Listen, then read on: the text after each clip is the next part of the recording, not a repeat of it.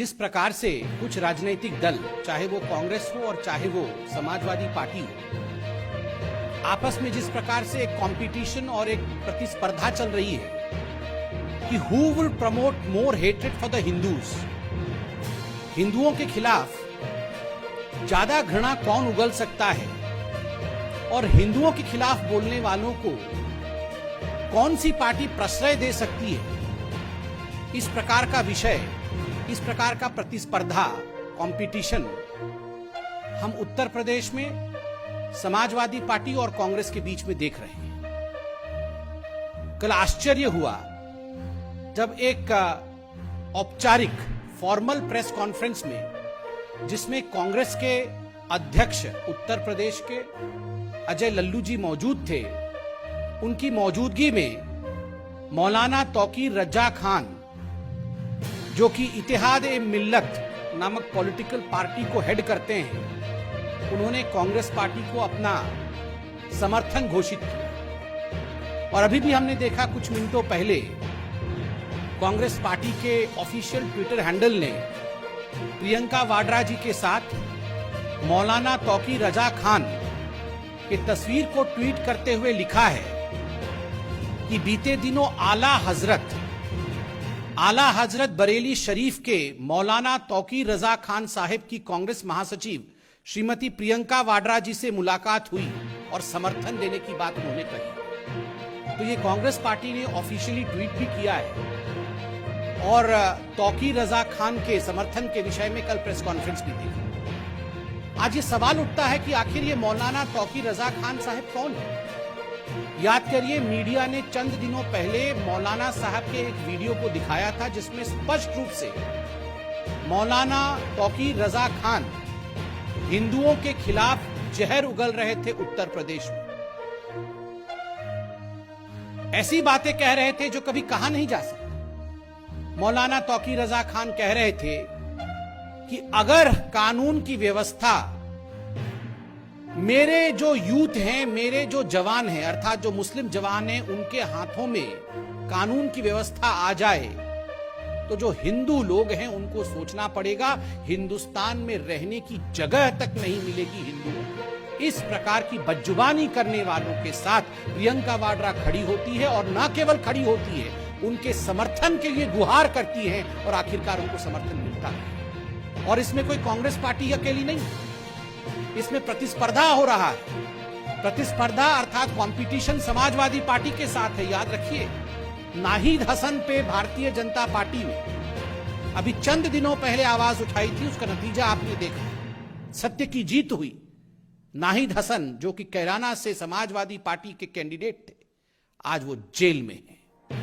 वही नाहिद हसन जिसने हिंदुओं के खिलाफ जहर उगला था और कैराना में पलायन के लिए जो जिम्मेदार थे, वही नाहिद हसन जिसने कहा था हिंदुओं की दुकान से और हिंदू व्यापारियों से किसी प्रकार का संबंध नहीं रखना है, अगर उनसे हम सामान खरीदना बंद कर देंगे तो उनके पास कोई ऑप्शन नहीं बचेगा, उन्हें कैराना से पलायन करना पड़ेगा। उनको समाजवादी पार्टी ने टिकट दिया था, आज जेल के सलाखों के पीछे है।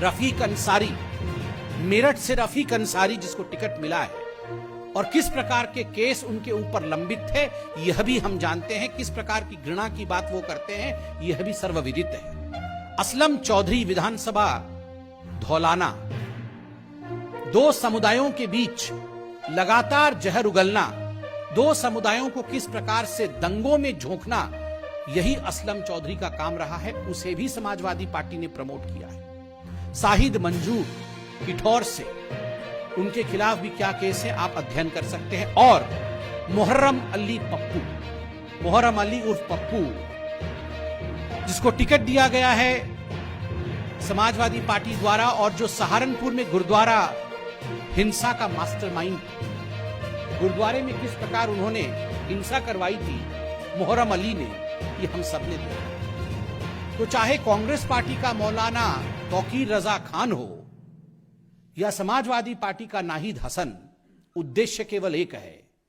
ये जो रेडिकल सिंडिकेट है, इसका उद्देश्य है किस प्रकार से दंगे भड़काना, हिंदुओं को डराना, हिंदुओं को बांटना और केवल अपने परिवार की राजनीति को आगे बढ़ाना। ये जो घृणा की राजनीति है आज कुछ पॉलिटिकल पार्टीज जो घृणा की राजनीति को आगे बढ़ा रही है, उसमें इसका आलम इस कदर ऊपर जा चुका है कि कुछ पॉलिटिकल लोग प्रधानमंत्री नरेंद्र मोदी जी के खिलाफ भी जिस प्रकार के शब्दों का उच्चारण कर रहे हैं, प्रयोग कर रहे हैं, और जिस प्रकार का प्रयोग पंजाब में भी हुआ वो हमने देखा। कल टीवी चैनलों के माध्यम से कांग्रेस पार्टी के अध्यक्ष महाराष्ट्र में नाना पटोले ने जिस प्रकार के शब्दों का प्रयोग आदरणीय प्रधानमंत्री श्री नरेंद्र मोदी जी के लिए किया है, मुझे लगता है उसे दोहराना भी उचित नहीं। वो कहते हैं कि आवश्यकता पड़ने पर मैं मोदी को मार भी सकता हूं, मैं मोदी को गाली भी दे सकता हूं, मैं मोदी को मार भी सकता हूं, मैं मोदी को गाली भी दे सकता हूं।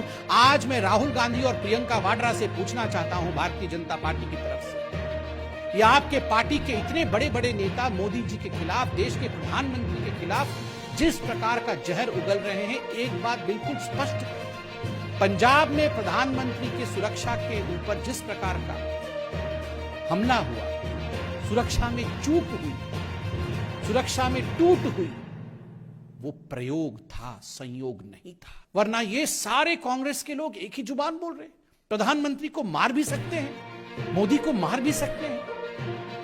एक बात आज कांग्रेस को सुनना ही पड़ेगा, 2014 से पहले आपने मोदी जी के लिए किसी प्रकार के शब्दों का प्रयोग हमेशा किया, कभी उनको नीच कहा, कभी आपने कहा कि तू तो चाय वाला है, तू जाके हमारे अधिवेशन में चाय बेच, तुम्हें हम छोड़ेंगे नहीं।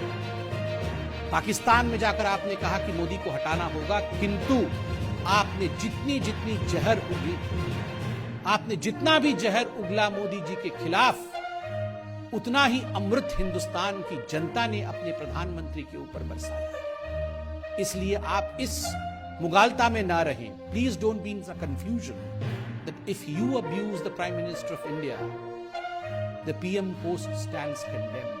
No, you're condemning yourselves. इस प्रकार की भाषा और इस प्रकार के प्रचलन से आप खुद का ही हानि कर रहे हैं।